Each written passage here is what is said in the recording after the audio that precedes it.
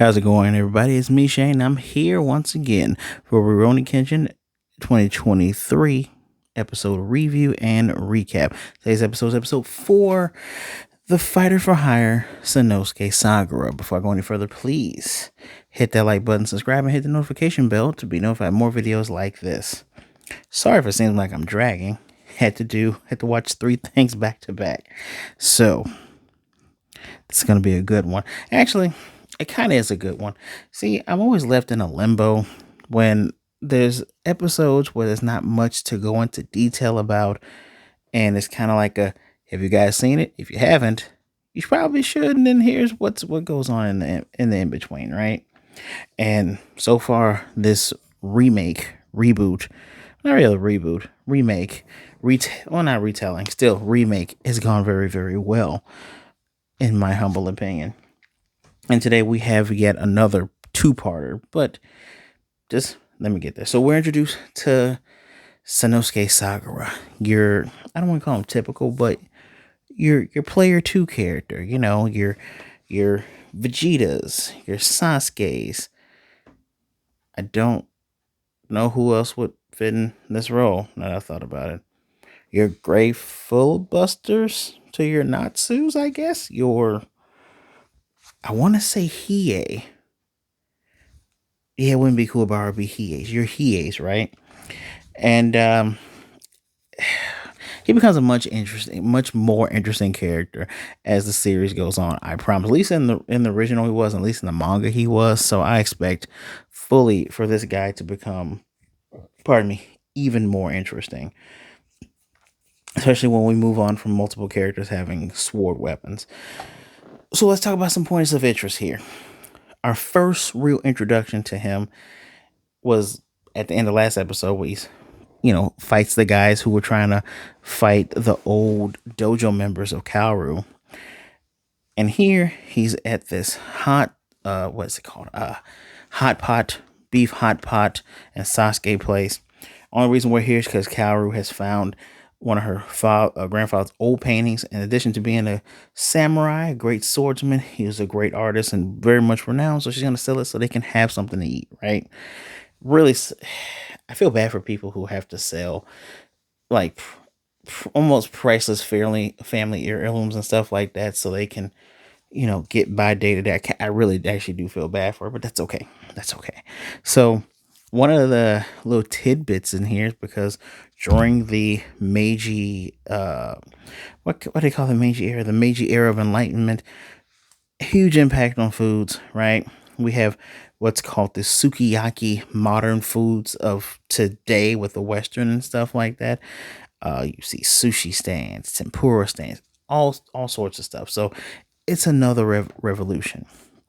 But here's where we meet Sanosuke, because there's some guys from the Democratic Republic, arguing and fussing. A lot of people don't understand what they're saying, but these guys are drunk and being loud.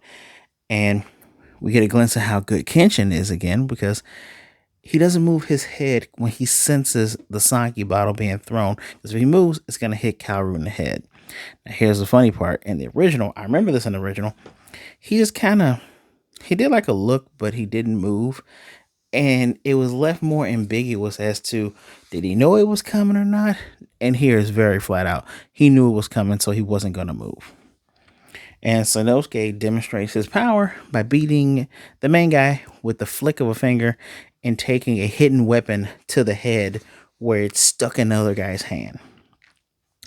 And when it comes to Sanosuke Sagara, he's hired by the Himura brothers, our villains from the first season. Those two, the big little brother, and little big brother. They broke out of jail, hired him, wanted to beat up / kill Kenshin. After they tell him who Kenshin is, technically being Himura Batosai.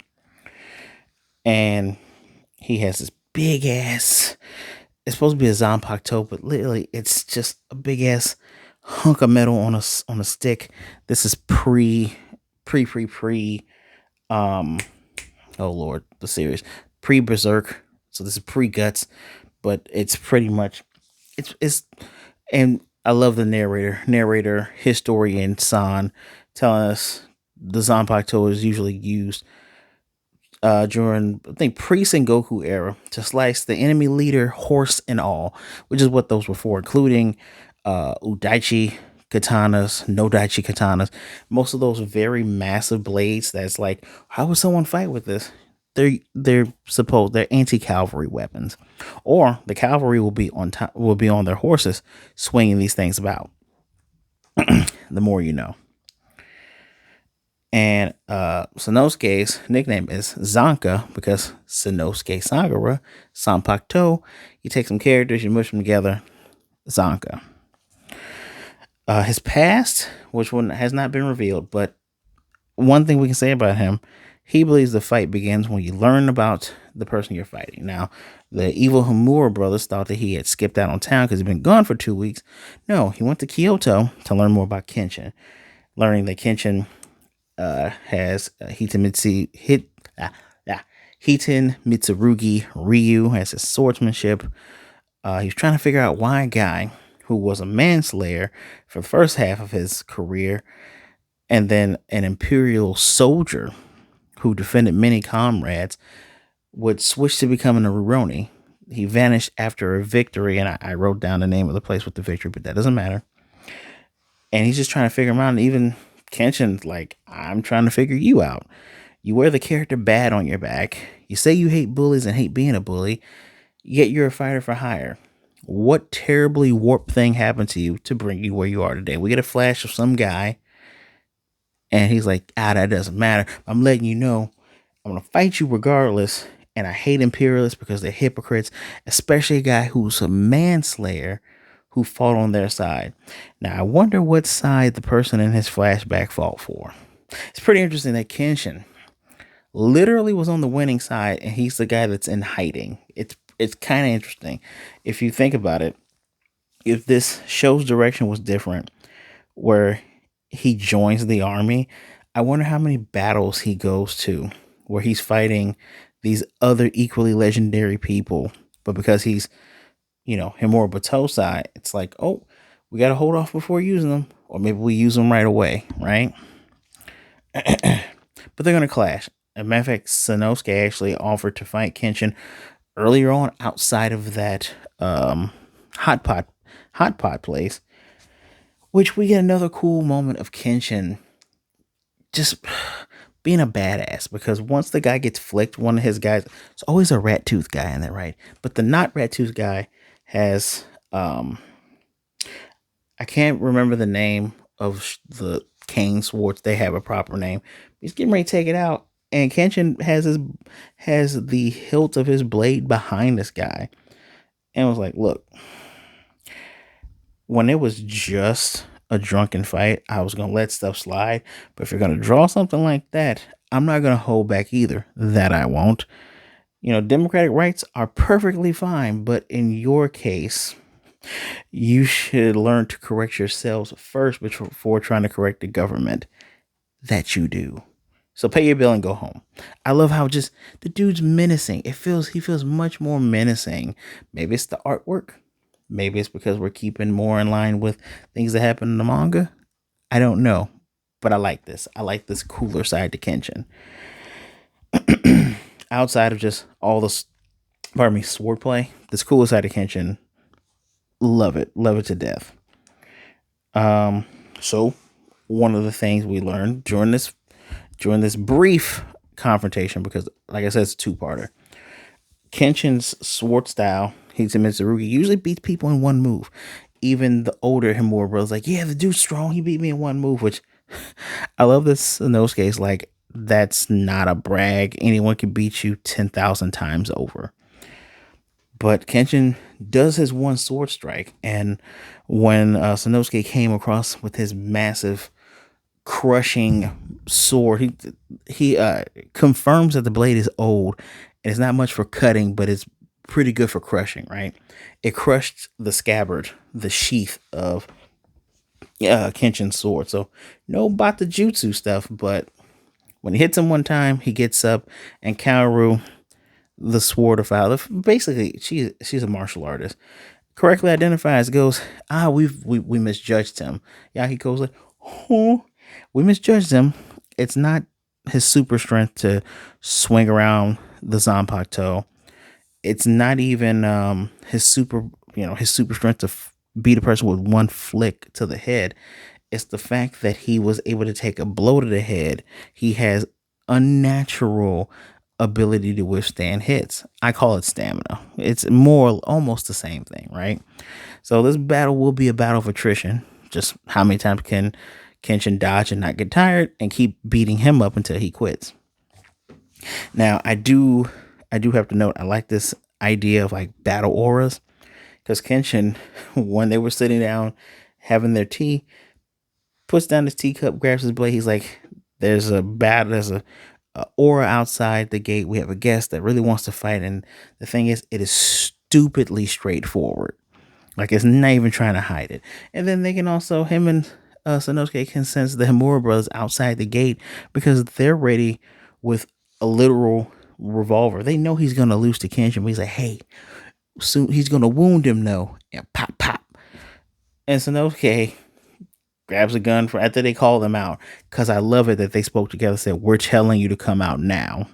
Takes the gun, smashes it with his bare hands, which is quite interesting given something that he's gonna train to do when we get closer to the Kyoto arc. The Kyoto arc in Rurouni Kenshin, possibly, quite possibly, one of my top 10, top 5 favorite arcs in an anime. Mm, can't wait till we get to Shishio. Regardless of such, this is a battle. I think he tries to lecture Kenshin, talking about the difference between a sword fight with straight up swords, and then just like a real fight. The winner is the one who stays up. And Kenshin, cold as ever, is like, you should say that when you actually win.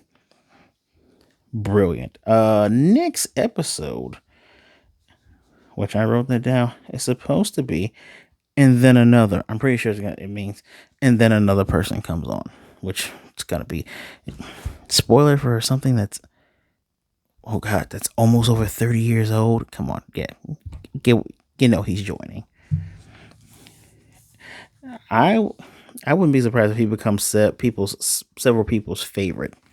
We do get to see what Yahiko's reaction to hearing Kenshin's background. Being a manslayer from 14 to 19 and everything else. He's like, "You're surprised, right?" He's like, "Yeah." And it's weird because Kenshin is not at all scary. Knowing how strong he is kind of feels natural at this point, but he's not a scary dude, which kind of makes him scary, right? Any you guys ever heard the term "be careful of the quiet ones"? It's always the quiet kids, or it's always my personal experience, and maybe it's projecting a bit. It's always the nice people. When nice people are pushed into a corner, a lot of things can come of that. Some of them not good for the people that push them in the corners. Kenshin really, really reflects that.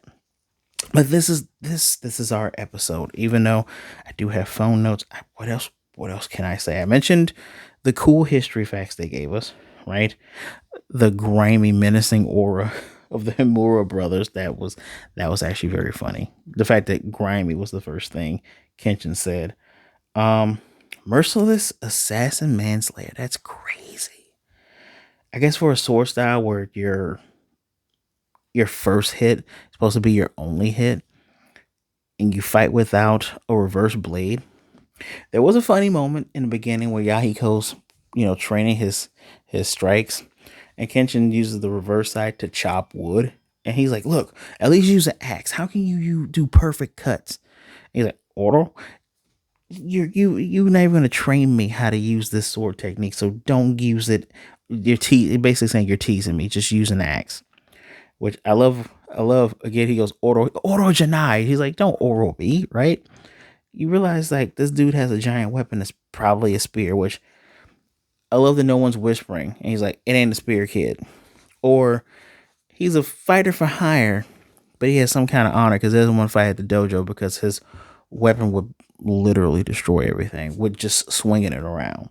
So this episode we've introduced the main character. I'm gonna give it 4.5 out of 5, only because we got a little taste. We got just a little taste of the action, but I'm enjoying all of the sprinkling of people's history, especially Kenshin's history, because the show's literally about him, but learning more about him being sprinkled in these early goings will make sense when we get back to Saito, who was introduced in episode 1. We meet not just Shishio. There's the guy from the Oniwaban group. The Oniwaban group is funny. When you meet more and more of these characters, his backstory and who he is matters, and it's one fight in particular that I think will be the end of this first season. That was actually featured. It's a major fight, and it's actually featured, I think, in the movies. Won't spoil it. Looking forward to when that happens. That's definitely. I remember the original. It was a two-parter, so it might be a 2 or 3-parter in this. I can't wait with this animation to see how that looks. But let me know what you think of this episode in the comment section down below. 4 episodes in, probably have 8 more until this season's over. So I'm going to enjoy this ride as it comes. So again, let me know what you think. 4.5 out of 5 from me. This was a good palate cleanser from some of the other stuff I've seen this week. Don't forget, hit that like button, leave a comment down below, subscribe, and hit the notification bell to be notified of more videos like this, guys. Thank you for showing up. Please be good, be blessed. Wash those hands. Be good to yourselves, be good to others. Either way it goes, don't be a jerk. Stay safe out there. Remember, you're not alone, so reach out to somebody. Always reach out to somebody. There's someone out there that cares about you and would rather talk to you today than miss you and mourn you tomorrow. All right? My social media is at the bottom right there. Feel free to give me a follow. And until next time, I'll see you. Oro.